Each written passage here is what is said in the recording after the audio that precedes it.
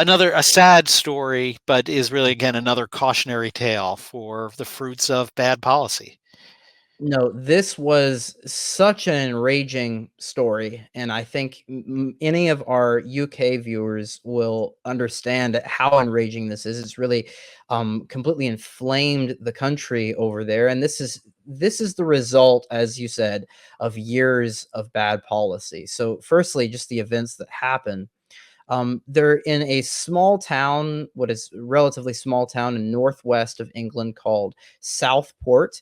There was a sort of workshop held for little girls. It involved dancing, involves like little crafts, and many of these little girls were there until a man came in with some say a machete, some say a knife, and started attacking the children. And it was a brutal scene. You had children bleeding on the street, no one to help them. And unfortunately, extremely sadly, three little girls died. I did want to share their picture because I want people to understand the brutality of this, and I want our audience to pray for these girls who were completely innocent and had no rights to be slaughtered in their own home country. So devastating event.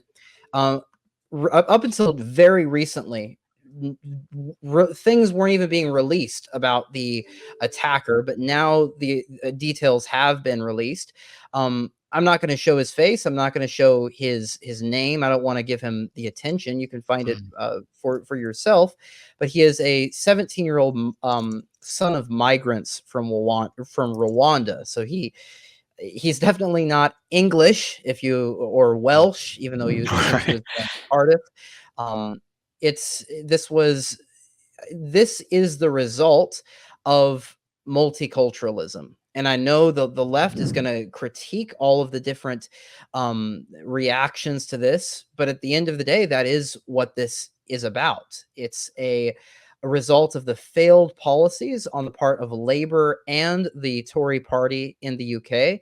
It's the result of over a centuries long vision on the part of Marxists and on the part of leftists and general enemies of the Holy Catholic Church and of Western civilization in general, to make it so that the Christian culture does not penetrate its own people. A people is not one anymore. It's a multitude that is only united by what seems to be its love of material wealth. And in this case, it doesn't seem that the 17-year-old monster was a Muslim. At least details haven't come out about that, even though that has caused many of the ensuing protests and riots, which, as our audience can guess, it's very severe at the moment in Britain.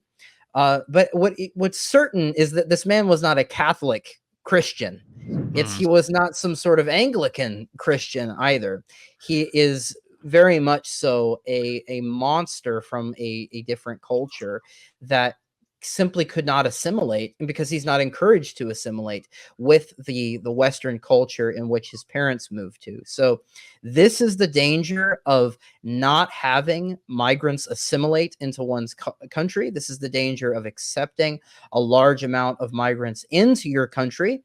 And if something's not done about this in the future, we're going to see civilization-wide collapse and feuding with each other, because we have multi-cultures. We have people different on matter of principle. We have different views of what our final ends are. We have different views of what is right and wrong. And it doesn't seem like coexistence is a possibility anymore if we can't even agree on what our life's purpose is and what basic morality is. So make sure you pray for the families of these poor girls, for the repose of those poor girls' souls, and for the stabilization of the United Kingdom, which is it's in a lot of chaos at the moment.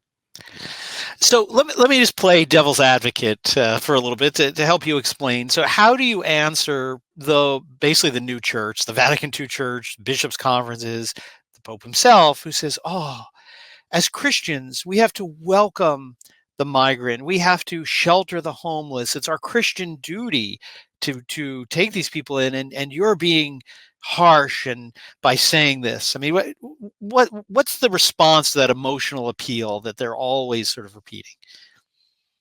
We have to remember that prudence and the salvation of souls really has to come first in all issues, really, but especially in this one. Because when we think about the common good of everyone, the duty of the state has to be the preservation of the common good for its people. And that goes for every single state. Now, there can be cooperation with different states in order to bring about the common good for all. But ultimately, bringing in a whole bunch of people who don't share our values, who in many cases are criminals, who are completely opposed to basic moral standards that we have in the West, that destroys the common good for everyone because it lowers it causes a conflict not only for everyone's souls, but a material conflict. Even we have children dying in the streets now, and so the Catholic Church has taught.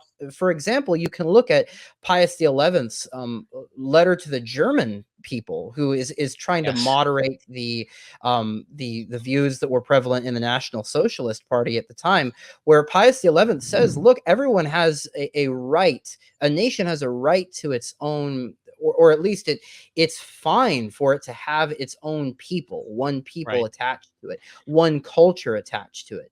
It's just we don't want to go into excess, putting that above Yes. God, above the salvation of souls, above the common good for everyone. Everything needs to be moderated by Christian charity, but we can't lose sight of the common good, prudence, and the salvation of souls. And if you're interested in this thought, we have an interview with Stephen Cox and on this idea of the church's understanding. We called it kind of provocatively Catholic race theory, but it really is on the point, and this is what the international socialism wants to do. This is one of the goals of international communism, is to create the idea that there is no difference, that everybody is kind of this brotherhood, this false fraternity, where the church has always taught your nation, your tribe, your gens, whatever different terms of the centuries, but your kind of connectedness to a particular group through language, culture, is an important accident of who you are. It is not of your essence, right? So, in our essence, philosophically, all human beings share a common nature. So, on the level of nature, we're all the same. But we don't just live in an abstract, Platonic world of forms. We live, as Aristotle understood, in instantiated nature, nature that is in reality, right, is here. And in that reality, part of that, one of which is gender, male and female, right? We are all human beings, but we also have this very essential accident of male femaleness.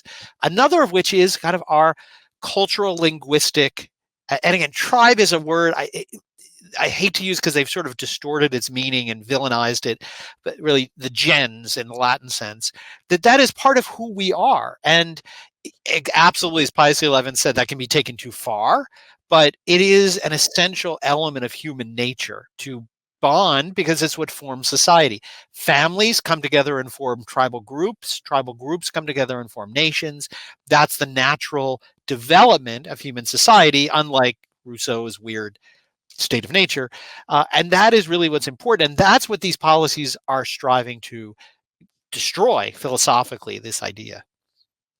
Yeah, and it all does come back to the family. We say that a lot. Again, it's in the name. It's in Yes. Catholic Family Family. News. But Yes. if it's about slowly but surely that death by a thousand cuts taking away our bonds with each Yes. other. And they come for the family, they come for the nation, and they're coming for even that basic understanding of male and female. It's very similar Yes. in breaking down our understanding of there are different nations, there's different peoples. So we have to make sure that we are having the traditional understanding and not getting in the fog that is the current ways of Yes. understanding all of these things.